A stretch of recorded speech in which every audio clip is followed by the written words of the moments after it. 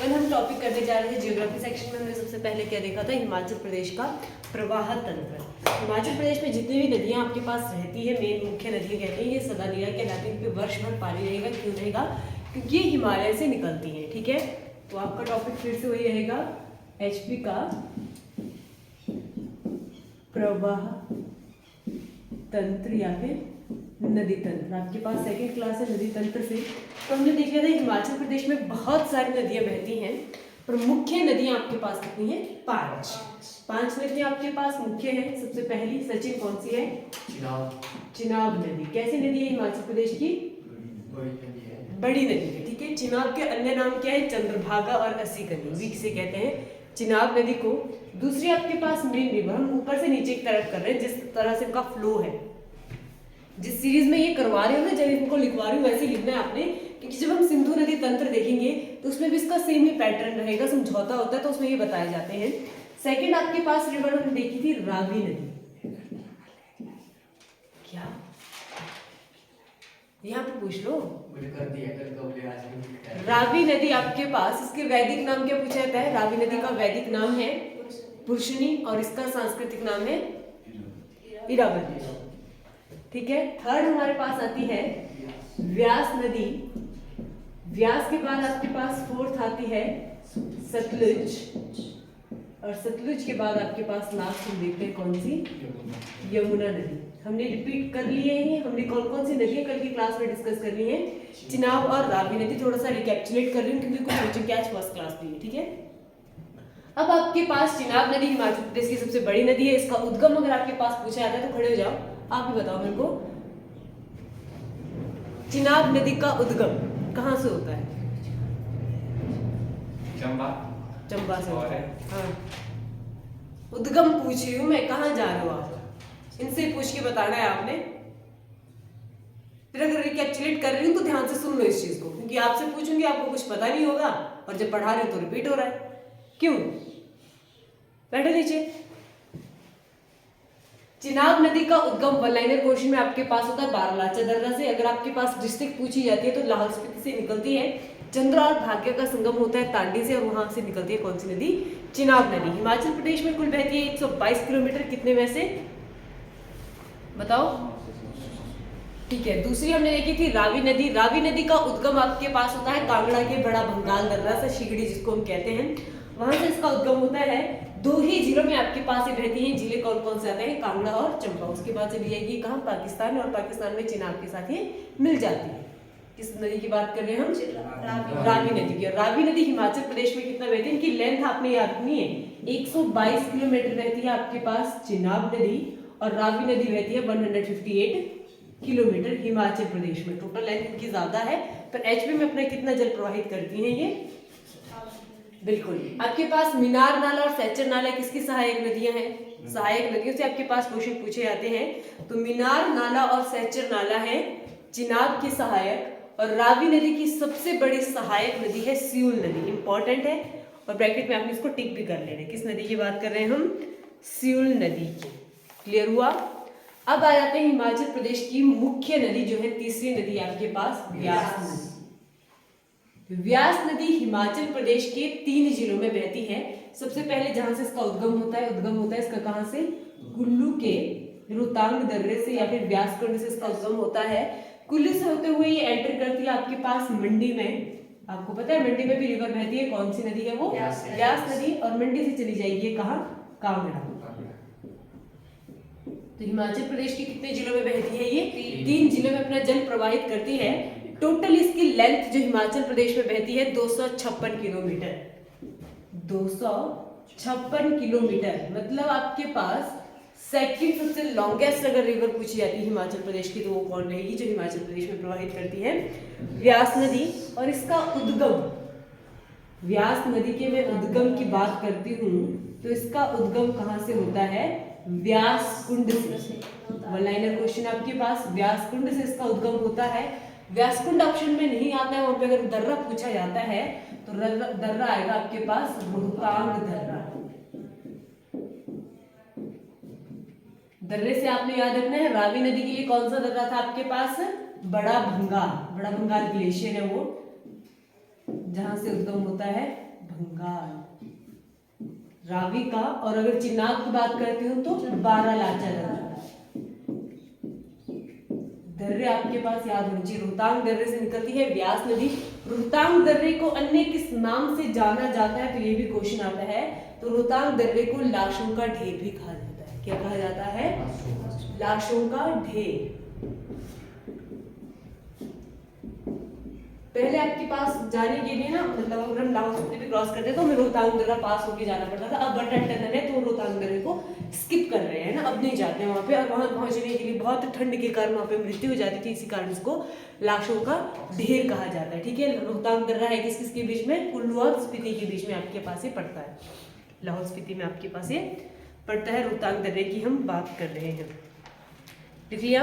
और यहीं से एक और क्वेश्चन आपके पास रोहतांग दर्रे से ही पूछा जा सकता है, इसका पुराना नाम क्या है? तो रोहतांग दर्रे का पुराना नाम है भृगुतुंग। भृगुतुंग के नाम से जाना जाता है किसको? रोहतांग दर्रे को, भृगुतुंग। व्यास नदी का वैदिक नाम, वैदिक नाम मैंने आपको लिखवा भी लिए थे कल, तो इसका वैदिक नाम है अर्जकिया। वैदिक नाम क्या है इसका? अर्जकिया। और इसी का सांस्कृतिक नाम अगर पूछा जाता है तो सांस्कृतिक नाम है इसका विपाशा। सांस्कृतिक नाम इजी रहेंगे और जो आपके पास वैदिक होंगे वो थोड़ा टफ रहेंगे। क्लियर हो गया? हुआ भाई? अब देखो, कुल्लू से इसका उद्गम होता है। कुल्लू से ये मंडी में एंटर करेगा, मंडी से कांगड़ा। तो ये प्लेसेस पूछे जाते हैं जहां से ये स्विच करते हैं डिस्ट्रिक्ट को। कुल्लू से इसका उद्गम हो गया रोहतांग दर्रे से। जब ये मंडी पर एंटर करती है तो कौन से प्लेस से एंटर करती है? तो लिख लेंगे मंडी पे एंटर करती है बजौरा नामक स्थान से। सुना है आपने बजौरा? हाँ जी, तो वो बाउंड्री लाइन है जहां से ये मंडी पे एंटर करती है। बजौरा से ये एंटर करेगी आपके पास मंडी में, और मंडी को छोड़कर कांगड़ा में जाती है संधोल। सुना है नाम ना संधोल का? तो वहां से एंटर करती है ये कहाँ? कांगड़ा में। और कांगड़ा से छोड़ती है ये अपने हिमाचल प्रदेश को छोड़ती है, उस जगह का नाम है मिर्थल। किस जगह से छोड़ती है? मिर्थल। ये एग्जिट पॉइंट जो होते हैं ये याद रखने हैं यहाँ पे सारे रिवर्स के, क्योंकि हमने चिनाब का देख लिया था, स्विच पॉइंट था। ये दो ही डिस्ट्रिक्ट में आपके पास बहती थी, लाहौल स्पीति और किसके बीच में? चंबा के बीच में बहती थी चिनाब, है ना। लाहौल स्पीति और चंबा के बीच में जिस पर्टिकुलर प्लेस से चंबा पर एंटर करती थी उसका नाम था भुजिंदिया रोड के नाम से। और फिर चंबा को छोड़कर ये जम्मू कश्मीर चली जाती थी, उस नाम जगह का नाम था संसारी नाला। ठीक है, तो चिनाब नदी जो है वो हिमाचल प्रदेश को छोड़ती है कहाँ? संसारी नाला से। ठीक है, और रावी नदी की हम बात करते हैं तो रावी नदी हिमाचल प्रदेश को छोड़ती है खैरी नाला से। और अगर हम व्यास नदी की बात करते हैं तो व्यास नदी हिमाचल प्रदेश को कहां से छोड़ती है? मिर्थल से। क्लियर हो गया? संधोल, बजौरा, ये आपने याद में कि ये डिस्ट्रिक्ट में ही स्विच कर रही है, वहां जिनके नाम आते हैं। क्लियर हुआ? हुआ भाई? हिमाचल प्रदेश में कितना बहती है ये? 256 किलोमीटर टोटल। अगर इसकी लेंथ की बात करते हैं तो ये ज्यादा लंबी रिवर नहीं, और रिवर जो है वो सारी लंबी है, फिर बाद में ये पंजाब में जाके मिल भी जाती है।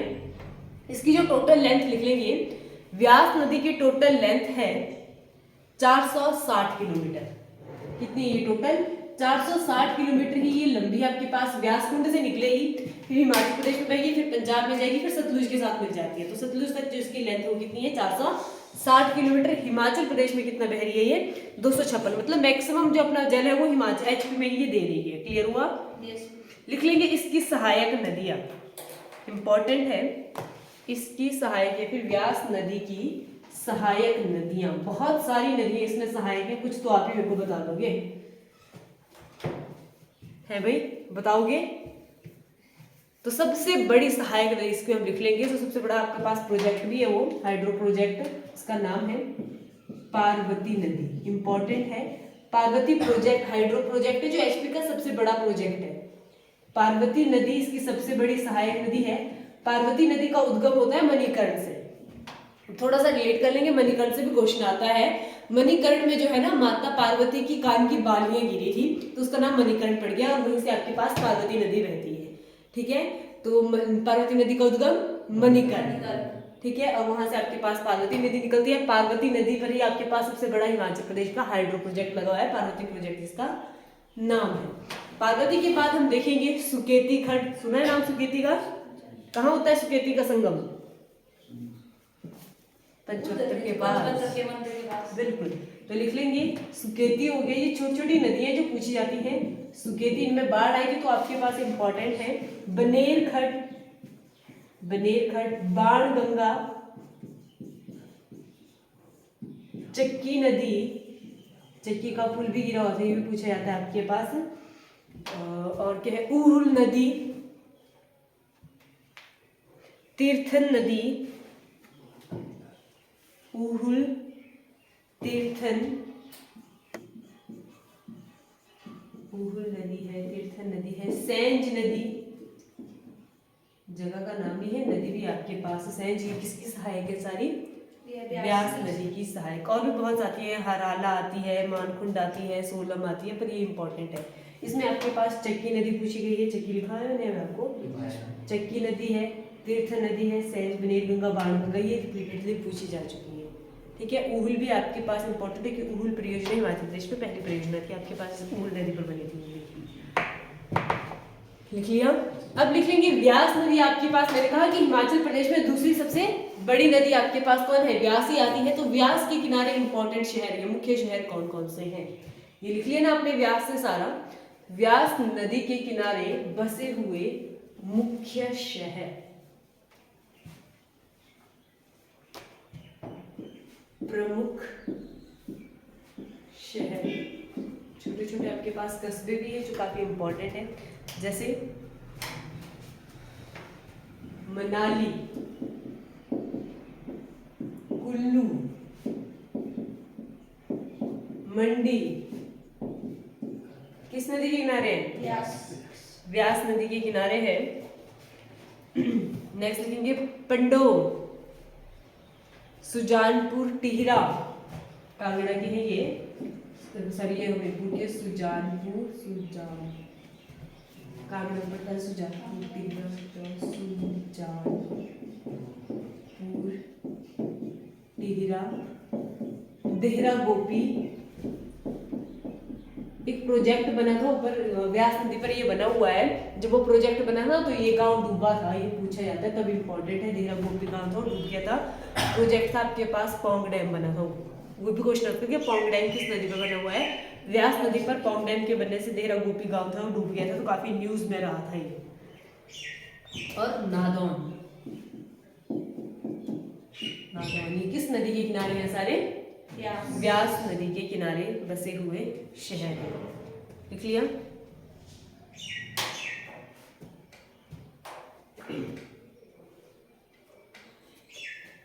हो गया। व्यास नदी से आपके पास इंपॉर्टेंट क्वेश्चन यही आएंगे। उद्गम इसका हमने देख लिया कहाँ से होता है, व्यासकुंड से। 3 डिस्ट्रिक्ट में आपके पास ये बहती है, तो डिस्ट्रिक्ट वाइज आपके पास क्वेश्चन आएगा। सिंपल सा क्वेश्चन पूछेंगे वो, व्यास नदी किस जिले में नहीं बहती है? ऑप्शन आ जाएगा आपके पास कांगड़ा, मंडी, कुल्लू और सिरमौर। तो अगर आपको ये याद रहेगा कि नदियों का प्रवाह तंत्र किस तरह से, तो आप इजीली क्वेश्चन को कर लोगे। क्वेश्चन ऐसे ही आपके पास बनेंगे, इसलिए ज्योग्राफी को पढ़ना पड़ रहा है। थोड़ा सा मैप का हेल्प लोगे तो ज्यादा बेटर रहेगा चीजों में। अब लिखेंगे हम नेक्स्ट नदी आपके पास, व्यास नदी के बाद हमारी इंपॉर्टेंट नदी आती है सतलुज नदी। डालेंगे हेडिंग, हिमाचल प्रदेश की सबसे लंबी नदी आपके पास कौन सी आती है? सतलुज नदी। तो लिख लेंगे सबसे लंबी नदी कौन है? सतलुज नदी। और हिमाचल प्रदेश में ये जल प्रवाहित करती है 320 किलोमीटर। सतलुज नदी हिमाचल प्रदेश में 320 किलोमीटर बहती है। टोटल इसकी लेंथ जो है वो 1448 किलोमीटर है। ये इतनी लंबी नदी है और हिमाचल प्रदेश में कितना बह रही है? 320। मात्र 320 बहने के बाद भी हिमाचल प्रदेश की कैसी नदी है? सबसे लंबी नदी। ये एकमात्र ऐसी नदी है हिमाचल प्रदेश की जिसका उद्गम देश से बाहर होता है। ठीक है, ये हमारे देश में नहीं बहती, निकलती है। ये कहां से निकलती है? आपके पास तिब्बत, चाइना से इसका उद्गम होता है। तो लिख लेंगे व्यास नहीं, सॉरी, कौन सी है? सतलुज नदी का उद्गम तिब्बत में आपके पास एक जगह पड़ती है, तिब्बत का मानसरोवर सुना है आपने? तिब्बत में मानसरोवर है, सरोवर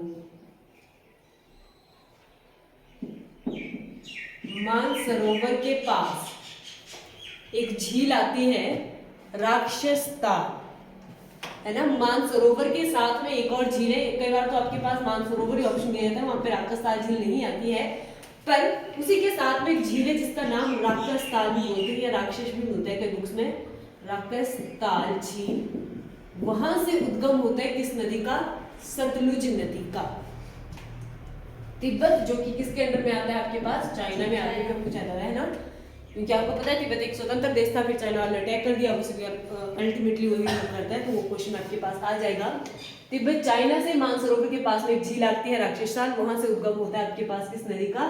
सतलुज नदी का। अब सतलुज नदी का उद्गम होता है देश से बाहर, ये एंटर करती है हिमाचल प्रदेश में या फिर भारत में एंटर करती है, तो उस पर्टिकुलर प्लेस जहां से ये एचपी में एंटर करती है उस दर्रे का नाम है शिपकी दर्रा।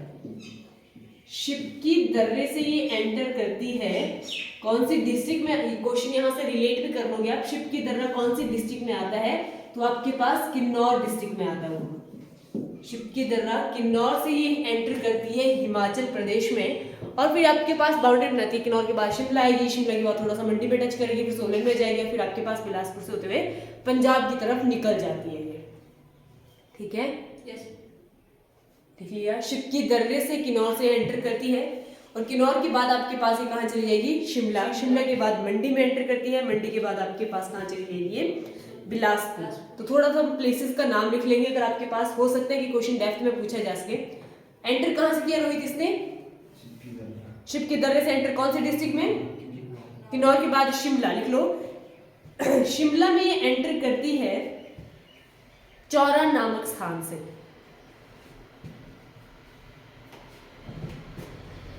शिपकी दर्रे से एंटर किया किन्नौर में, फिर चौरा नामक स्थान है जहां से ये एंटर करती है शिमला में।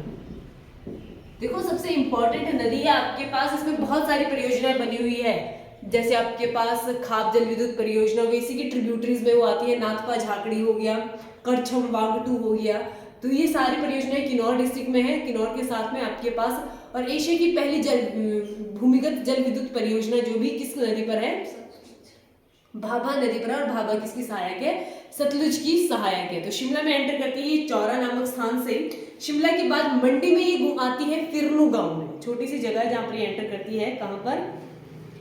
फिरनू गांव पर। ये भी पूछा गया था क्वेश्चन कि सतलुज नदी मंडी में कहाँ बहती है? फिरनू गांव में ही बहती है, वो आपके पास आता है मंडी में। मंडी के बाद ये बिलासपुर चली जाती है। बिलासपुर में जिस जगह से एंटर करती है उस जगह का नाम है कसोल। कसोल से एंटर करती है कहाँ? बिलासपुर में। और बिलासपुर पर ही आपको पता है कि भारत हिमाचल प्रदेश की सबसे बड़ी मैन मेड लेक कौन सी है? मानव निर्मित झील गुरु गोविंद सागर झील है आपके पास। गोविंद सागर झील किस बांध की बनने से बनती है? भाखड़ा बांध। तो बिलासपुर में ही भाखड़ा जगह है, भाखड़ा बांध बनने से ये कहाँ एंटर करती है? उस बांध के बाद ये पंजाब में। तो बिलासपुर को छोड़कर ये एचपी को कहाँ छोड़ती है? ये भाखड़ा जगह पर, भाखड़ा से एचपी को त्याग देती है। भाखड़ा बांध बनने से कौन सी झील बनती है आपके पास?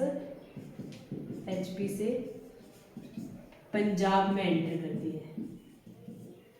क्लियर हो गया? तो सतलुज नदी आपके पास है, 320 किलोमीटर बहती है। शिपकी दर्रे से इसने एंटर किया किन्नौर में। किन्नौर के बाद ये शिमला में जाती है चौरा नामक स्थान से, फिर वहां से मंडी पे आपके पास आती है, फिरनू गांव में बहती है, बिलासपुर में जाती है कसोल से, और जाती बार जो बिल्कुल पीक पॉइंट है बिलासपुर पे हम एक डैम बनाते हैं भाखड़ा बांध, जो कि दुनिया का सबसे ऊंचा गुरुत्वीय बांध है। लिख लो, दुनिया का सबसे ऊंचा गुरुत्वीय, भारत का सबसे ऊंचा गुरुत्वीय बांध है भाखड़ा बांध, जो कि कहाँ बना है? बिलासपुर में। तो थोड़ा सा हम देख लेंगे यहाँ पे मैप, अगर हम, हाँ जी रिपीट करूँ मुझे, थोड़ा सा मैप के अकॉर्डिंग में चल रही हूँ रफली समझाने के लिए, ठीक है?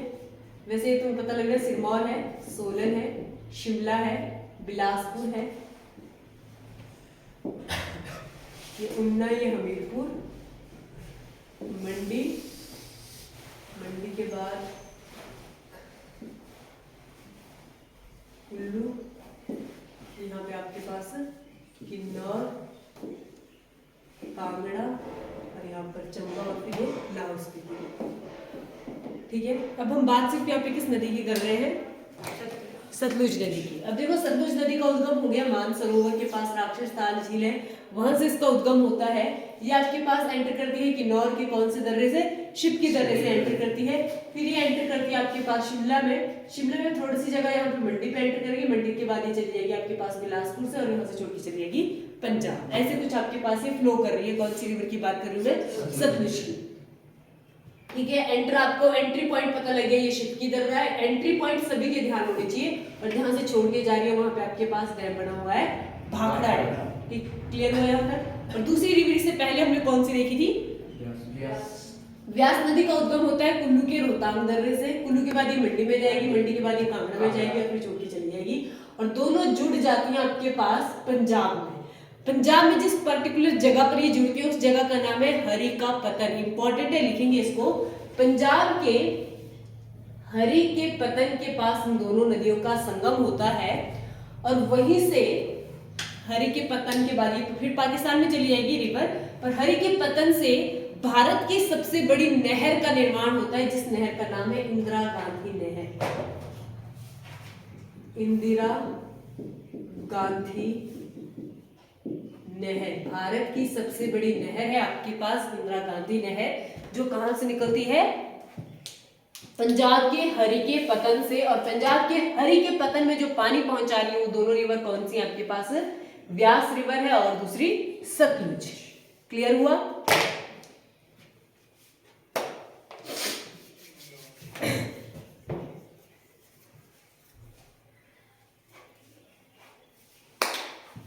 लिख लिया आपने।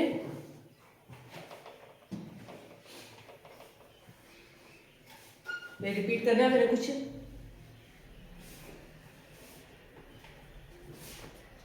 हो गया। इंदिरा गांधी नहर भारत की सबसे बड़ी नहर है। हाँ जी, भारत की सबसे बड़ी नहर इंदिरा गांधी नहर का निर्माण होता है हरि के पतन से, जहां पर जल कौन कौन सी नदियां रहती है आपके पास, व्यास रिवर और सतलुज रिवर। फिर इसके बाद ये नदियां चली जाती है कहाँ, पाकिस्तान में, फिर समझौता होता रहता है उधर ही। पर यहाँ तक आपको क्लियर हुआ। अब देख लेते हैं इसकी सहायक नदी। अब एक नदी है, ये अकेले अपने जल नहीं लेके आ रही है, बहुत सारी छोटी छोटी नदी है जो अपना जल किसको दे रही है, सतलुज को दे रही है। तो इंपॉर्टेंट है इसकी सहायक नदी काफी इंपॉर्टेंट है। इनमें बहुत सारे आपके पास हाइड्रो प्रोजेक्ट बने हुए हैं, जल विद्युत परियोजनाएं बनी हुई है। लिख लेंगे सतलुज नदी की सहायक नदियां। सतलुज की सहायक नदियां, तो सबसे पहले हम देखेंगे आपके पास सतलुज की सहायक नदी आएगी भाभा नदी। भाभा नदी इंपॉर्टेंट क्यों, इसके आगे आप थोड़ा सा लिख लेंगे। भाभा नदी पर एशिया की पहली भूमिगत जल विद्युत परियोजना बनी है। भाभा नदी पर एशिया की पहली भूमिगत परियोजना, और उस परियोजना का नाम है संजय जल विद्युत परियोजना, और ये आपके पास किन्नौर डिस्ट्रिक्ट में आपके पास मान लो भाभा रिवर है, ठीक है, ये जल दे रही है किसको, सतलुज को। इसमें अंडरग्राउंड आपके पास एक परियोजना बनी है, एशिया की पहली परियोजना जो अंडरग्राउंड बनी है। इस परियोजना का नाम है संजय जल विद्युत परियोजना। संजय जल विद्युत परियोजना किस नदी पर है, सतलुज। भाभा नदी पर है, पर भाभा ऑप्शन नहीं आता तो आप सतलुज करोगे। ठीक है, इसको भाभा जल विद्युत परियोजना के नाम से भी जाना जाता है। और अगर डिस्ट्रिक्ट पूछी जाएगी तो ये किन्नौर डिस्ट्रिक्ट में आपके पास बनी हुई है भाभा परियोजना। उसके बाद लिख लेंगे और इसकी जो अन्य सहायक नदियां हैं, वस्पा नदी,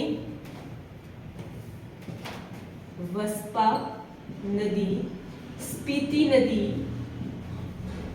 नोगल नदी, वस्पा, स्पीति, नोगल, और एक और इंपॉर्टेंट नदी है, नदी का नाम है स्वा नदी। स्वा नदी ये इंपॉर्टेंट क्यों है, किस नदी को हिमाचल प्रदेश का शोक कहा जाता है। शोक होता है ऐसी नदी जो अपने साथ बहुत सारी डिजास्टर लेके आती है। ठीक है, जैसे अगर पूछा जाता है कि भारत का शोक किस नदी को कहते हैं या बिहार का शोक किस नदी को कहते हैं, आप देखो ना इतने सारे बिहारी यहाँ पे काम करने के लिए आए, क्यों आए हैं, इनकी स्टेट में काम नहीं है, तो एक ऐसी रिवर है जो अपने साथ इतना फ्लड लेके आती है कि जितनी इंडस्ट्रीज है वहां बिहार पे लगा ले वो अपने साथ ही उड़ा ली जाती है सारी को। उसको बिहार का शोक कहा जाता है उस रिवर को, और उस रिवर का नाम है कोसी नदी। मैं बिहार के शोक की बात कर रही हूँ, और उसी नदी को भारत का शोक भी कहा जाता है। पर जब हम बात करते हैं हिमाचल के शोक की, तो हिमाचल का शोक कौन सी नदी कहलाती है? स्वा नदी। लिख लेंगे, हिमाचल का शोक कौन सी है? स्वा नदी, HP का शोक। और अगर भारत के शोक की बात करूं तो कोसी, जो कि कौन सी स्टेट में है? बिहार में। और ये आपके पास जो कोसी, भारत का शोक या बिहार का शोक कौन होगा? कोसी नदी। स्वा नदी है हिमाचल प्रदेश का शोक, और ये जो स्वा नदी है ये बहती है आपके पास बिलासपुर जिले में। अगर डिस्ट्रिक्ट की बात करते हैं तो बिलासपुर में आपके पास स्वा नदी बहती है। लिख लिया? और लिख लेंगे इसकी इंपॉर्टेंट सहायक नदियां। क्या लिखी आपने? स्पीति लिख ली, रोपा नदी, वस्पा नदी, वस्पा तो लिख लिया, रोपा, थ्रोग और दुलिंग। दुलिंग ये किसकी सहायक नदी है? आपकी सतलुज नदी की सहायक है। क्लियर हो गया? तो सतलुज नदी इंपॉर्टेंट है। हिमाचल प्रदेश में कितना बहती है? 320 किलोमीटर बहती है। टोटल इसकी है 1438 किलोमीटर टोटल आपके पास बहती है। हिमाचल प्रदेश की सबसे लंबी नदी है। उद्गम इसका होता है राक्षसताल या राक्षसताल झील, मानसरोवर से इसका उद्गम होता है। हिमाचल प्रदेश में एंटर करती है ये शिवकी दर्रे से ये एंटर करती है और छोड़ के चली जाती है हिमाचल प्रदेश को भाखड़ा बांध से। और भाखड़ा बांध के बनने से कौन सी झील का निर्माण होता है? गोविंद सागर। हिमाचल प्रदेश की सबसे बड़ी मैन मेड लेक कौन सी है आपके पास? गोविंद सागर जी। और लास्ट आपके पास इंपॉर्टेंट रिवर रहती है यमुना नदी। जल्दी से टिक करेंगे, आपके पास यमुना नदी और नदी वाला चैप्टर आज क्लोज हो जाएगा। यमुना नदी का वैदिक नाम अगर मैं आपसे पूछूं तो? बिल्कुल, यमुना नदी का वैदिक नाम है कालिंदी, और इसका उद्गम भी हिमाचल प्रदेश के बाहर से होता है। तो लिख लेंगे इसका उद्गम यमुनोत्री ग्लेशियर, जो कि गढ़वाली पहाड़ी में पड़ता है, उत्तराखंड। यमुनोत्री से, और अगर आपके पास पूछी जाती है यमुनोत्री ग्लेशियर आता है, अगर पहाड़ी आती है तो गढ़वाल पहाड़ी से होता है, गढ़वाल। और अगर स्टेट पूछी जाती है तो यूनाइटेड किंगडम नहीं है, क्या है? उत्तराखंड से इसका उद्गम होता है। ठीक है, लिख लेंगे ये भारत की सबसे बड़ी सहायक नदी है। कैसी नदी है? ट्रिब्यूटरी, सबसे बड़ी ट्रिब्यूटरी आपके पास, सबसे बड़ी सहायक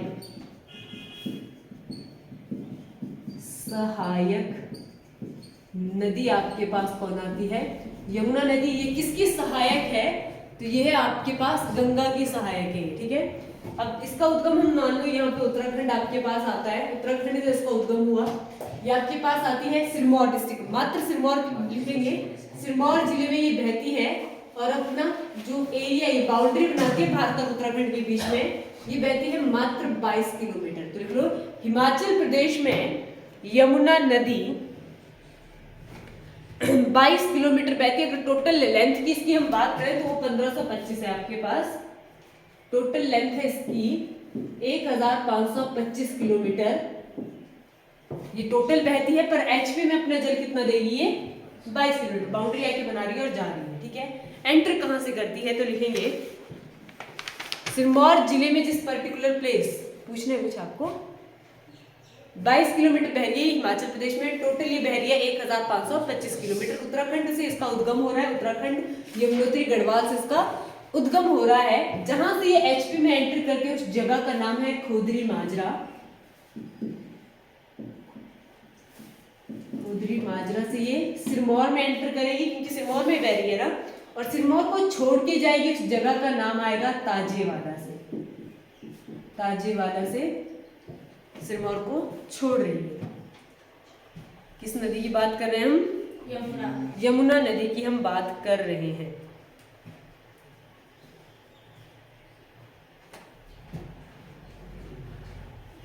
लिख लिया? अब यमुना के किनारे आपके पास इंपॉर्टेंट कौन कौन से कस्बे बसे हुए हैं, तो वैसे आपको सिरमौर में ये है आपकी, तो इसके जो किनारे बसा हुआ है पांवटा साहिब, इंपॉर्टेंट है। पांवटा साहिब कहाँ है? यमुना नदी के किनारे सिरमौर डिस्ट्रिक्ट पे। यहाँ पे आपके पास मिलेगा आपको पांवटा साहिब। तो ये क्वेश्चन आ चुका है, और ये शायद सबसे लंबा पुल भी है पांवटा साहिब का ही, हिमाचल प्रदेश का सबसे लंबा पुल पांवटा साहिब, जो कि यमुना रिवर पर बना हुआ है।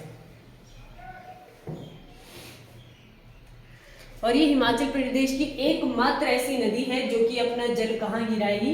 यहाँ से गंगा निकल रही है, यहाँ से यमुना जाएगी और यमुना के बाद चलेगी बंगाल की खाड़ी में। तो इसलिए ये एचपी की मुख्य नदियों में से एकमात्र ऐसी नदी है जो अपना जल अरब की खाड़ी में ना होकर कहाँ गिरा रही है?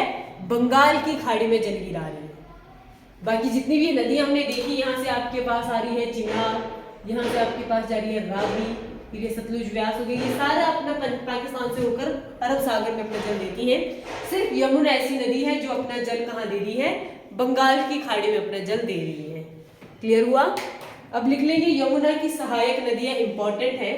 यमुना की सहायक नदियां, तो इसकी सहायक नदियां आपके पास गिरी नदी, इंपॉर्टेंट है।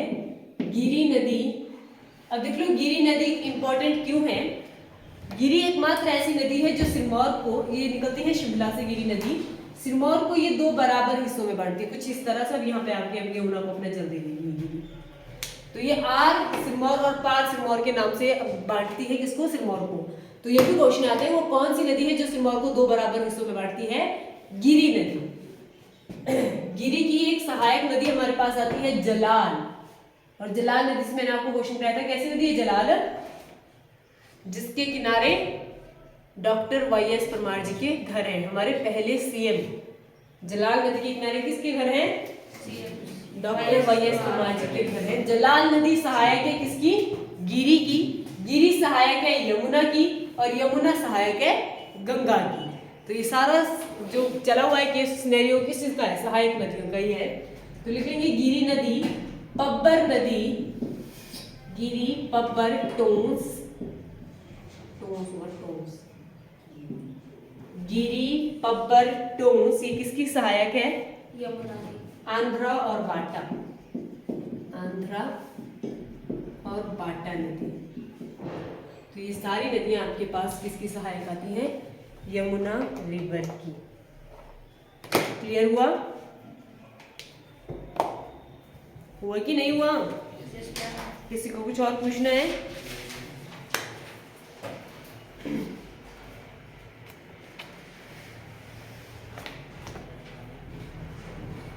तो ये आपके पास मुख्य 5 नदियां हमने देख ली थी। सबकी लेंथ के अकॉर्डिंग अगर हम चलते हैं तो सतलुज नदी बहती है 320 किलोमीटर, यमुना नदी बहती है 22 किलोमीटर। ठीक है, लेंथ को आपने ध्यान रखना है। क्वेश्चन यहाँ से बन सकता है, सबसे कम प्रवाहित होने वाली नदी कौन सी है? यमुना। सबसे लंबी कौन सी है आपके पास? सतलुज। बड़ी और छोटी के बारे में तो सब पूछते हैं, क्या पता तुमसे पूछ लिया सेकंड लार्जेस्ट कौन है? व्यास। और सबसे बड़ी कौन है आपके पास? चिनाब नदी, जिसमें पानी का घनत्व ज्यादा है। क्लियर हो गया?